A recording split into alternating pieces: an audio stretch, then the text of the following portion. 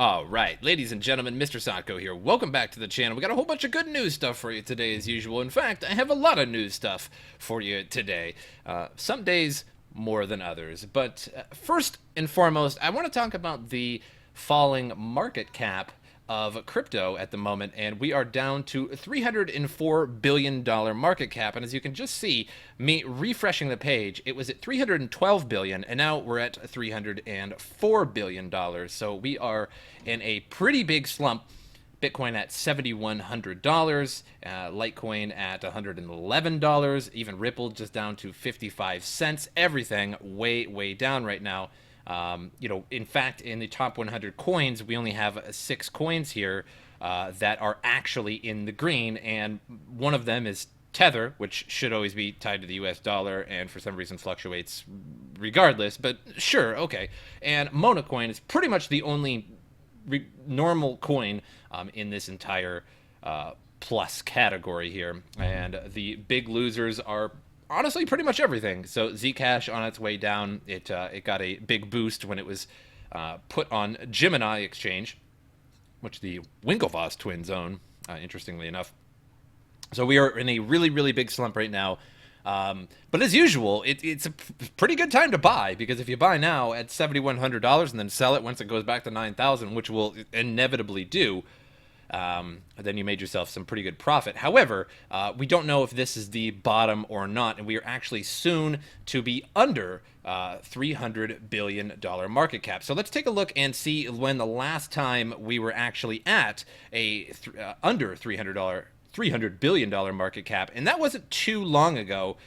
We actually just went over 300 billion at about April 12th, and it finally fell below 300 billion just about April. So pretty much the entire month of April was, or a good portion of the beginning of the month of April was under $300 billion.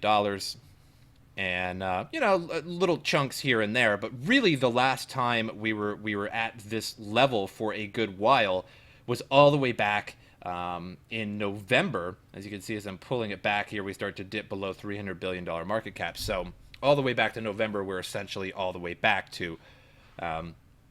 So keep an eye out for the price, and keep doing that DCA investing. So you just buy like $50 every time you get paid, or $100 every time you get paid, something like that, whatever you can afford.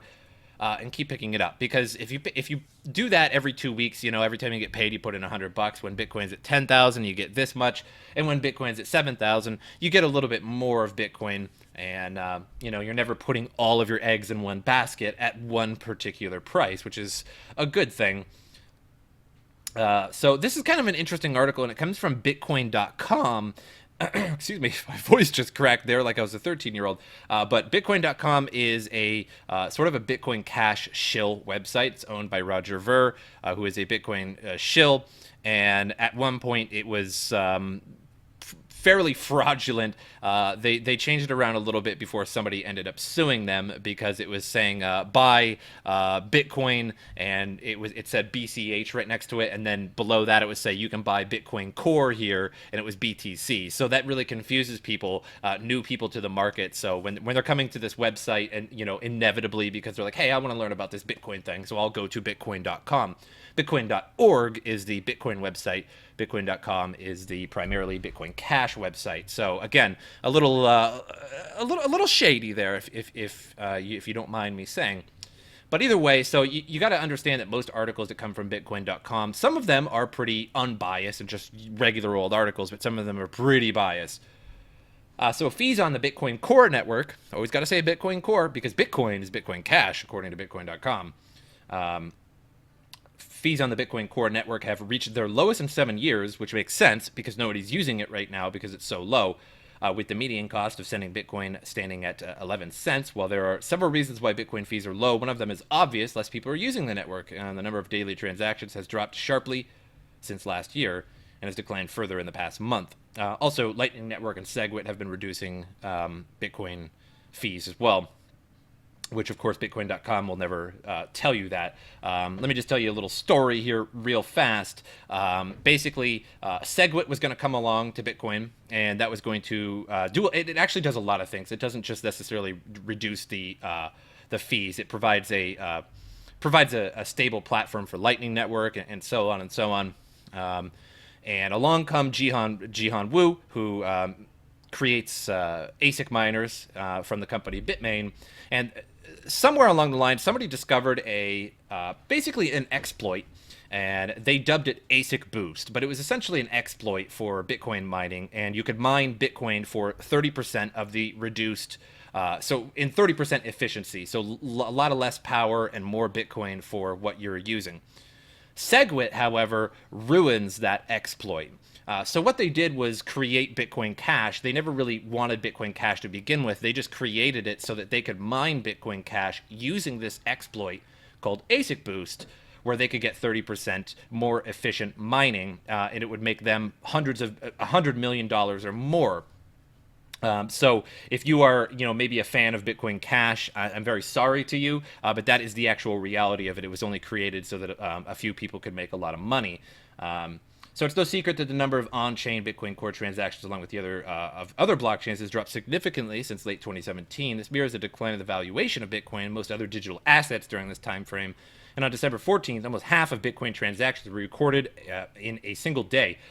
But so by February, this figure was averaging below 200,000 a day.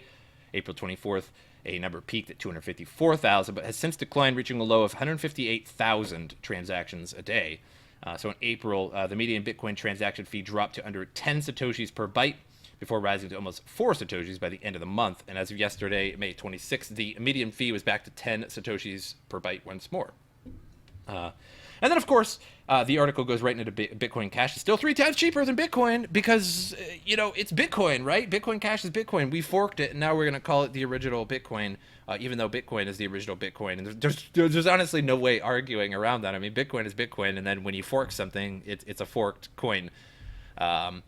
And it does have less fees, but you're also using a scam coin that makes Jihan Wu and Roger Ver millions of dollars. So congratulations if you ever used Bitcoin Cash. You just made somebody a lot more money than you made yourself. So so don't be a tool and don't use Bitcoin Cash because now I'm not saying that all forked coins are bad. And I'm not saying that even Bitcoin Cash itself, if it was just forked in a way that wasn't so fraudulent and conspiratorial. But that's the reason why people don't like Bitcoin Cash, because it's very fraudulent, very conspiratorial. There's just a lot of bad things with it. Nobody really cares about other forks. Nobody cares about Ethereum Classic. Nobody cares about Z Classic or Zen Cash or any other fork. Nobody cares, and people use them. But the reason why people bash on Bitcoin Cash is because of the things that I just said and many, many more. So we're in a huge critical slump of crypto itself. And as you can see, the daily transactions are just incredibly low. So basically nobody's using this. 158,000 transactions a day out of 8 billion people on the planet is just absolutely nothing. So 1,090 dApps and 700 tokens launched on the Ethereum network in 2017. So decentralized applications, 1,090 and 700 tokens on the Ethereum network have been launched in 2017. So according to Christian Cowley, business analyst of Ethereum analytics firm Alethio, an average of around 100,000 new users join Ethereum ecosystem every day. Moreover, Ethereum network processes 1 million transactions daily. Crowley claimed, speaking May 28th, the Consensus Community Day, that speaks to promote Ethereum development in Israel. As per Crowley, there are 29.2 million unique Ethereum addresses at the moment. So an executive director of Consensus, a New York-based Ethereum software company, provided a positive statement on blockchain technology, speaking at the Blockchain for Social Impact section of the event. So Grelin argued that the technology has potential to address such major problems as helping thousands of Holocaust survivors that currently live in poverty. Oh, geez, here we go. I'm not bashing anything about the Holocaust. Okay, it was a horrible event. But the whole Israel and things like that, like bashing, it just constantly yelling victim, even though that was like 70 years ago. And, not to mention that there was much more horrible situations even before that in the time. I mean, medieval serfdom was worse, the Middle Ages was worse. The Crusades was worse. Okay. So, I'm not trying to downplay the Holocaust, but it's just, I just hear it all the time. It's just victim. And they just, I can't stand it anymore. Could we just move on? I mean, we can celebrate the end of World War II and the freeing of all the victims, but let's not just Holocaust survivors that currently live in poverty. I mean, there's honestly not even that many at this point. It's a lot of elderly, but all good, all good. So this just goes to show that how many new tokens get launched all the time, and this sort of creates a really confusing situation, for people, like what to invest in and what to buy. And at first it was just a few coins way back in the day, a good few years ago. There weren't that many coins.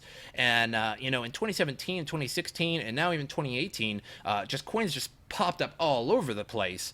And more and more and more as it goes on. And so everybody's creating their own coin. Everybody's creating their own ICO. And that's all good. But a lot of these coins just really have no use. It's just totally pointless. So once again, I just want to say that, I'm not bashing the Holocaust, okay? It's just stop crying victim, because everybody's a victim of something. Everybody's had a bad life in some way, shape, or form. Let's see, also, charity is good, but come on, let's move on as a planet, okay? So, like, we're still living 70, 80 years ago. Scottish crypto clinic treats Bitcoin trading addicts. So a Scottish hospital is treating people who are addicted to trading cryptocurrencies. The UK's first ever crypto clinic. So Castle Craig Hospital in Pebbleshire, the Scottish Borders, has created a course of residential treatment for those it deems to be crypto addicts. Experts told the Evening Standard that crypto trading can become a form of behavioral addiction, with traders obsessively glued to minute-by-minute market fluctuations. The devised treatment program is therefore closer to existing methods for treating gambling addictions rather than to substance programs. So this is kind of interesting. A gambling therapist was quoted by saying, the high-risk fluctuating cryptocurrency market appeals to the problem gambler. It provides excitement and escape from reality. Bitcoin, for example, has been heavily traded and huge gains and losses were made. It's a classic bubble situation. I don't think you know what you're talking about, Craig, but that's okay. I mean, if somebody needs help, go ahead and give them help. But here's the thing: is that this is a period in which the world has never seen, because crypto trading is nothing new. I mean, before crypto, you could sign up on a website like E-Trade, what is there, Scott Trade, and there's all kinds of websites and exchanges that you could sign up to and trade stocks in the exact same way. Essentially, all markets from Bitcoin, whether you use GDAX or Kraken or Binance or Bittrex, anything, those are all just essentially copies of the stock market. And not to say that you could make them in a different way or in a better, more intuitive way, because charts are charts and limit buys and market buys are limit buys and market buys. It's all the same thing. But crypto brought something new to the table, and it brought the gamer mentality. It brought the young mentality, and it just brought everybody into the stock trading world, but rather the crypto trading world. So it's interesting to see how much trading has been brought to the table by crypto when stock trading was available to everybody all along. And essentially, the crypto is nothing new, except generally with a higher volatility. So yeah, don't get caught gambling, or rather, don't be addicted to it. You should never really be addicted to sitting there and day trading all day.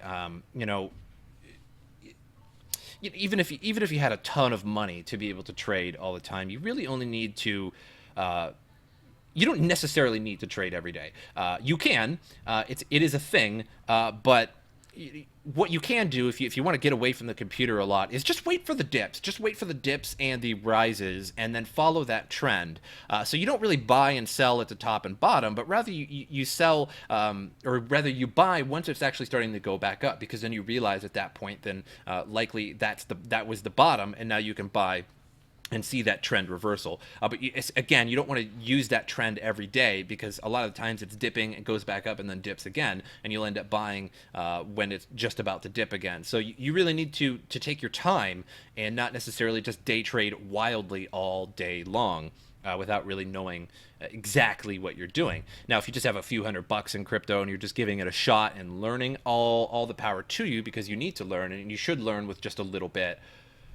But on to the next article here. Tron marks the final days to mainnet, and price slides even faster. So Tron did not survive last week's downturn, which continued on Monday as Bitcoin burrowed toward the 7,000 level, possibly lower. Tron also depreciated to 6.5 cents, down nearly 20% in the past 7 days. So the rally for Tron ended well in advance of the mainnet launch, breaking down from recent positions around 7 cents. Some believe the rally would continue until the mainnet launch, but with pessimism taking over the markets, it may be improbable. However, there is a silver lining for Tron, which trades near its peak in Bitcoin prices. The dollar price looks low, but Tron may be headed for the 1,000 Satoshi level, bringing it to a price record. For those trading against BTC, the asset has a short-term bullish case, so not necessarily US dollars, but trading it in pairing with BTC. So Etherscan, and when BTC is extremely low, you're going to get a lot of BTC for your Tron, and vice versa. So Etherscan is showing relatively large transactions of Tron flowing into exchange wallets. However, there are more than 10,000 addresses holding Tron, and it's unknown if all users are aware they need to move their tokens as soon as possible. The latest exchange prepared to assist with Tron migration is OKX. So once again, this is just like the EOS conversation I had yesterday, and probably the day before. I've been talking about for a few days now, is that Tron is going to a mainnet, is no longer going to be an ERC20 token. And so it's going to be off of the Ethereum network. It's going to be on its own network. So if you have this in an Ethereum wallet, the problem is once it goes to mainnet, your funds will be frozen in your wallet, and you need to register them. And I'm not entirely 100% familiar with Tron's registration. I am with EOS, because if you register EOS, then they take a snapshot of your profile of the block explorer, excuse me, and then they will credit you the new tokens once they go onto the mainnet. And so Tron is probably similar. So if you have an exchange, you can put them on an exchange. I know some people don't like doing that. And with EOS, if you register the tokens, you are registering for some airdrops to your wallets. But you know, I don't really care about airdrops that much. They're usually just like really tiny, and then they end up causing not more problems than they create. But what are you going to do with just like $3 of a token? You can't even sell that on an exchange, so it's kind of a pain to even receive them. You're like, oh look, I received $3 worth of tokens that I've never heard of, and I can't sell them. So they're just going to sit in my wallet and do nothing anyway. So honestly, I don't see the point unless the airdrop is significant. Which there have been some significant airdrops, but otherwise, make sure you're putting them on an exchange, or you are registering them in the proper way. So make sure you do your own due diligence and research on Tron. If you have it sitting in an Ethereum wallet, you need to get it out of there.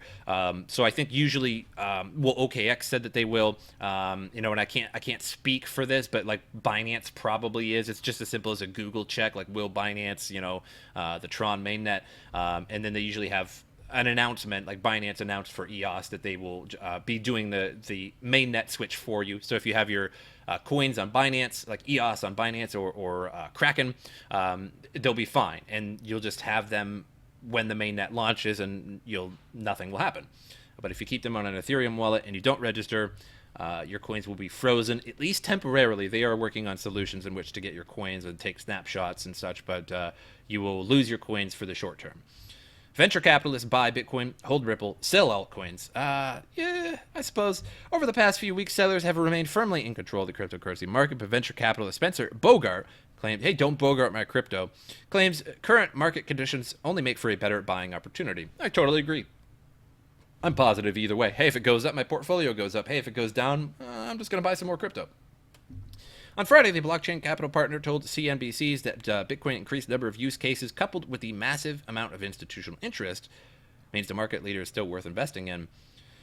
So every major bank is trying to do something in the space. Either they're going to be offering Bitcoin to their clients, they're working on a custody platform, or they're opening up a trading desk. A deeper institutionalization of Bitcoin is overall positive. Although so far, we have seen no positive impact from institutionalization, such as futures. And, mind you, most institutional investors have not really invested too much into Bitcoin yet. There's a lot of talk about it, that they're going to do it, but not so much yet.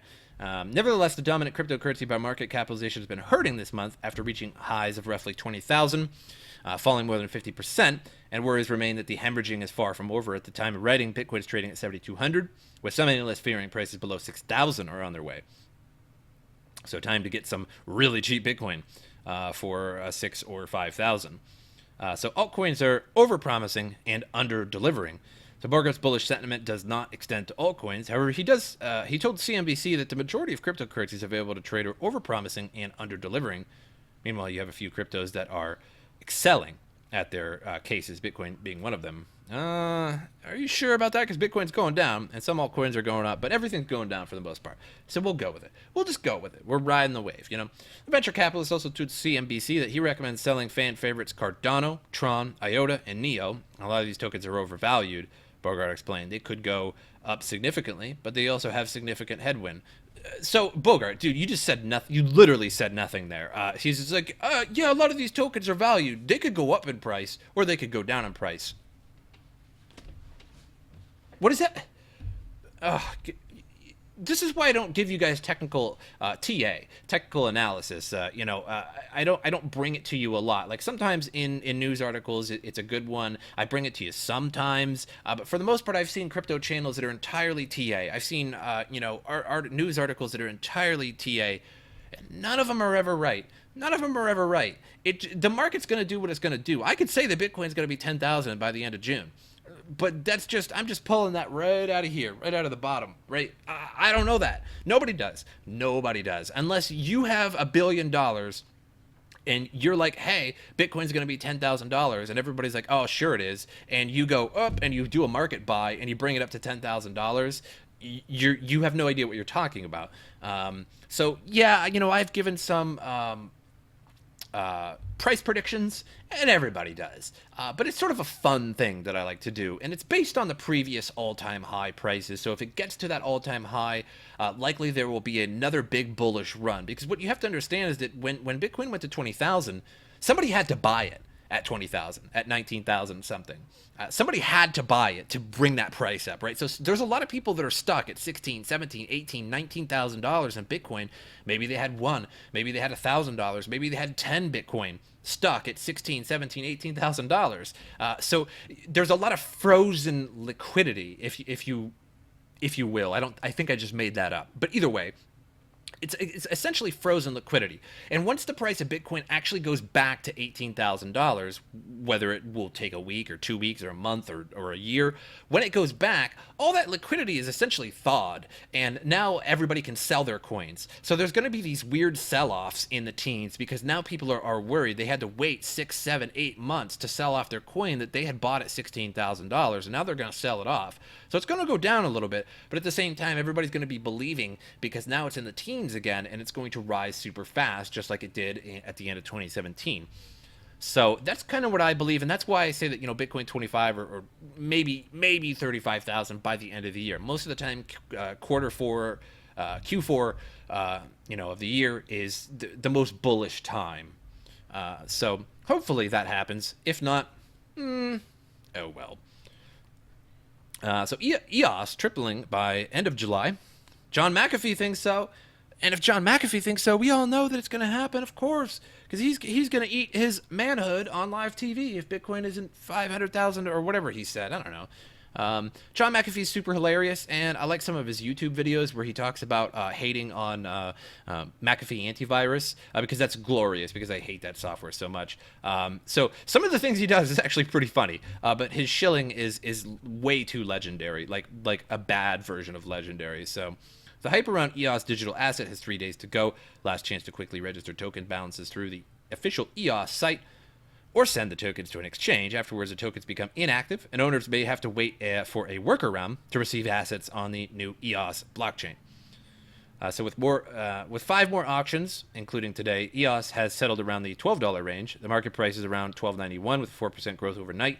However, the hype is wearing out, and EOS peaked weeks ahead of the mainnet launch. Some believe the price may go lower, as low as $5, but John McAfee has included EOS with a very bullish prediction in his latest round of short-term expectations. He sees the asset going as far as $36 as the bull market returns in the summer. In the immediate short term, however, EOS trading is slowing down each day. At the moment, most EOS trading is concentrated on Binance, with a 22% share of trading against Tether. because there are still unclear moments around the EOS token registration. This has caused scammers to try out for the project for a quick gain. Phishing email has been circulating and sending users to a rogue service called eoslaunch.io. Domain is flagged for scam since. So what is curious is that the message came from a possibly hacked email account belonging to Block One. This mimicked official communication. So far, there are no known losses from the phishing attempt. Even now, there are unofficial possibilities for registering EOS, which are usable. But the best solution is to use the official site, then check if the tokens are actually registered. The biggest potential trouble is that due to the email theft and phishing message, that the EOS help desk would be too busy to help than the final days of the token registration. So I'm keeping a very close watch on my EOS.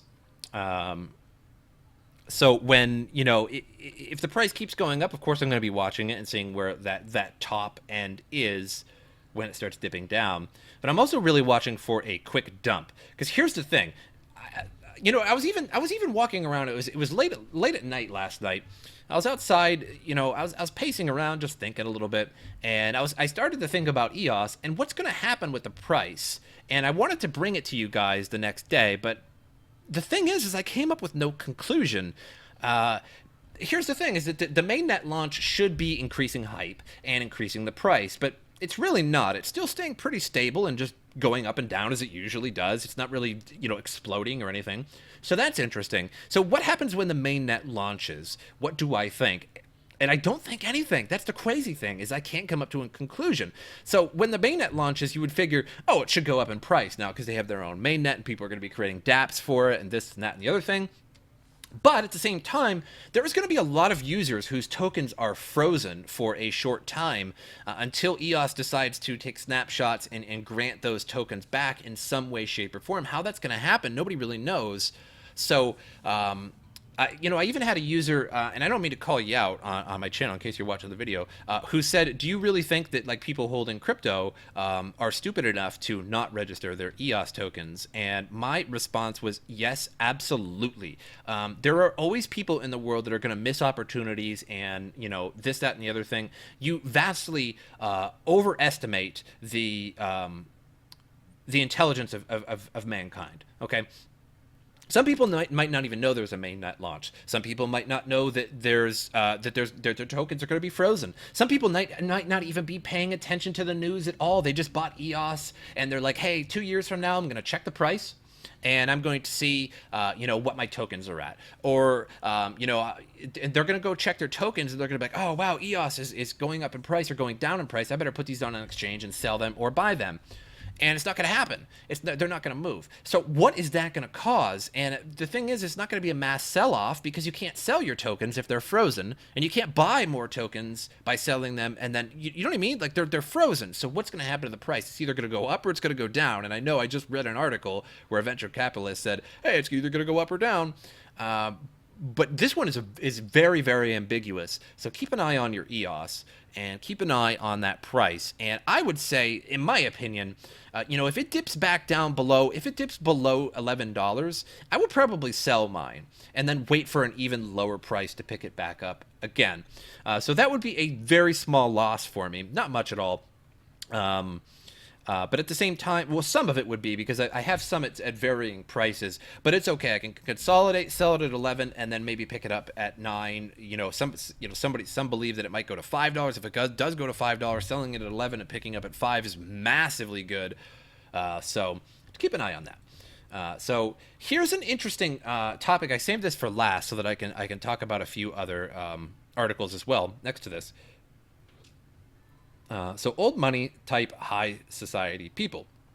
In various posts in the Ethereum subreddit, Buterin focused on the potential impact, got hiccups, of the Rothschild's IMO project, adopting a critical perspective about their presence as a market force. So there's a lot of conspiracy going around that the Rothschilds are going to create a crypto that the whole world is going to use. And that's not particularly surprising to me, because if you know anything about the Rothschilds, please look that up after the video, because they own basically just about every central bank in the world and are worth an amount that nobody knows what they're worth. So we'll get into it in a second here. So are the Rothschilds even coordinated enough to be worth caring about as a group these days? Are you kidding me? Yeah, absolutely. They've been running the world since for like 300 years now. And if you're not aware of that, that's no conspiracy theory. They literally own virtually every, or at least a stake in every central bank in virtually every country.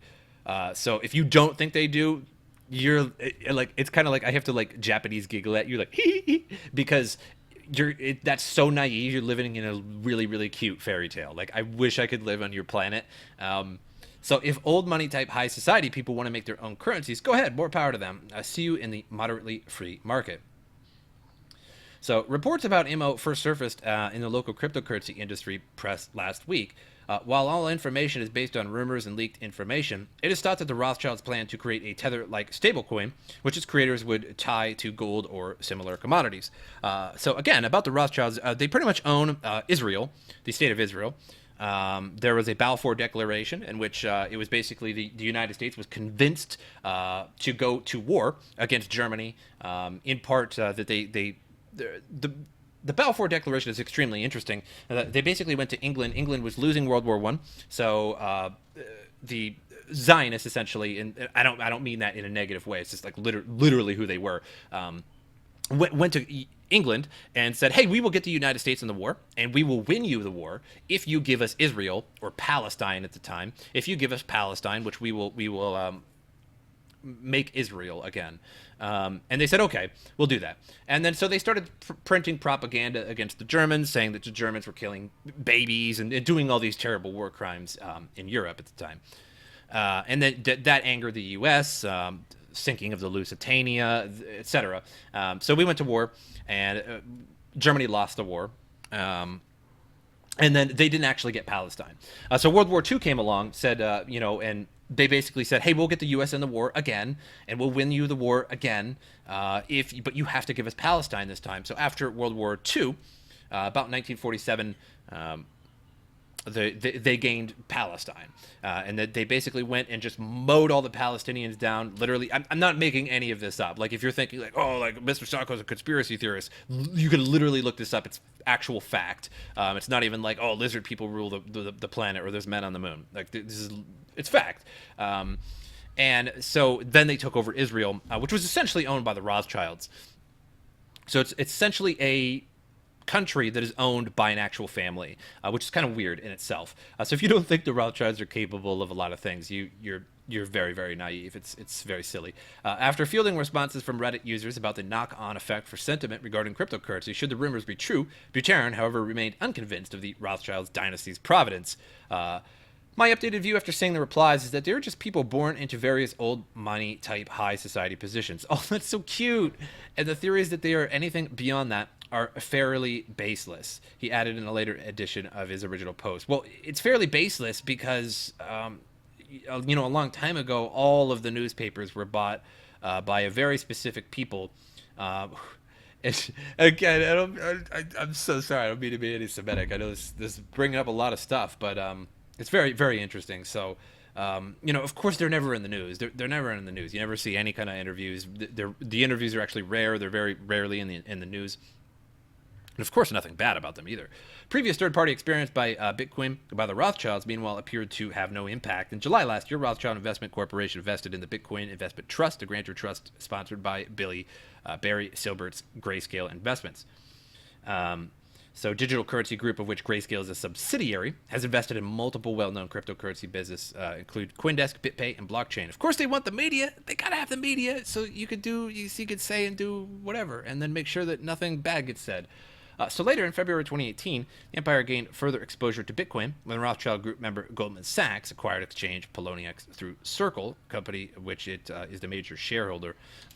So now, if it turns out, I would not be surprised 10 years from now if it comes out that there was major conspiracies that Bitcoin was essentially invented so that the people could get used to crypto and like as an experiment, and then it would just they would just essentially dump it and then use their own Fed coin or whatever, like some kind of one world, one world government coin or something like that. It really wouldn't be surprising to me. Now, I'm not that big of a I like conspiracies. They're fun. But again, it's just something that wouldn't surprise me. I'd be like, well, called that one. But I still believe in blockchain and crypto as a real thing, because it does empower the people itself. Here's an article. Only 3 countries left without a Rothschild central bank. So, like, you're like, hey, Stocko, I don't believe you. And I know this is probably not the most believable article, but you could certainly do more research and find it. In the year 2000, there were 7 countries without a Rothschild-owned or central-owned controlled central bank. Afghanistan, which we conquered, the U.S. did. Iraq, conquered. Libya, conquered, and so on. Okay, so in 2003, oh look, there's no more Afghanistan, Iraq, and Libya, the 3 countries that we totally destroyed. What a weird coincidence that was. That now that they have a central bank right after being invaded. So in 2003. The only countries left without a central bank were Sudan, Libya, Cuba, North Korea, and Iran. But we did get Libya later. So the only countries left in 2011 without a central bank owned or controlled by the Rothschild family are Cuba, North Korea, and Iran. What 3 countries are in the news? What 3 countries? Now, Cuba, not so much. It is once in a while. But what 2 countries? What other 2 countries are in the news that are accused of terrorism? That are accused of sponsoring terrorism, being a rogue state. I wonder what those are. Oh, is it North Korea and Iran? Oh, wow! And we're thinking about invading them, and now North Korea sort of essentially capitulated and is now going to call off the Korean War. This is why all Iranians are terrorists. There's the Iranian central bank. It's not owned by Rothschilds. It's not owned by the elite. So of course they're terrorists. So another thing is that nobody knows their exact wealth. Some people think they're worth $500 or $50 trillion, and then some articles just say 1.65 billion, which I would never believe, because there are so many more people with more than $1 billion net worth, and that's just one of the Rothschilds there. But 1.65 billion, that's such a joke. There's so many people that are worth more than that. Literally, Bill Gates, who's Jeff Bezos from Amazon, have way more than that. And if you think that's the case after being a family of 200 or 300 years in the banking industry and creating central banks for various nations across the world, and you only have 1.65 billion after a couple hundred years of virtually completely controlling the banking industry, well, there's the Hamburgs and the Wahlbergs and et cetera as well. That's an outright joke. So here's Fact Checker, which always slaps down any kind of actual, conspiracy theory or anything like that, and they're just like, oh no, it's Fact Checker, this is real. So Rothschild family wealth is supposedly worth 500 trillion, and they say that's false. That they're only worth like 1.65 billion each and things like that. And that's so ridiculous. Now, do I think they're worth 500 trillion? I don't really know. 50 trillion or at least trillions, yes. But 500 trillion, maybe not. But that's all I have for you guys today. Make sure you guys, are continuing to buy in this DCA, in the DCA buy in this low market, because this is the time when you get the most coins. And I've said it over and over and over. In the last major dip, I was saying it again, and it went all the way up to nearly 10,000. And if you guys didn't sell, that's on you. But it's going to come back up. It's going to go low. When the bottom is, I'm not sure. That's why we use DCA investing, dollar cost averaging, in order to just pay a little bit every couple weeks, and then that way you're not buying a lump sum of 1,000 or your life savings at 9,000. Then it goes all the way to $5,000, and you're like, oh, I could have made a lot of money doing that. So that's why you just use a little bit every week, and you continuously collect Bitcoin, and then you sell it at a goal that you would like to sell it at later, maybe 20,000, 30,000, whenever it goes to, and that is your own goal. But I hope you guys enjoyed this. I know I threw a little bit of non-crypto, a little bit of conspiratorial stuff, but I think it's kind of fun. And I meant nothing about nothing anti-Semitic. Like I really don't care what religion or anything like that. But let's stop being victims. It was like 80 years ago, and let's just be aware that the Rothschilds will definitely hurt crypto. Trust me. they're the ones that basically said, I care not who, I care not what country I control the money of, as long as I can control it. I totally paraphrased that, but I'm pretty sure they're the ones that said that. So it just goes to show they don't care about like whatever country they're in. They just want to control your money and get the profits out of it. But I hope you guys enjoyed it, and I'll see you guys next time.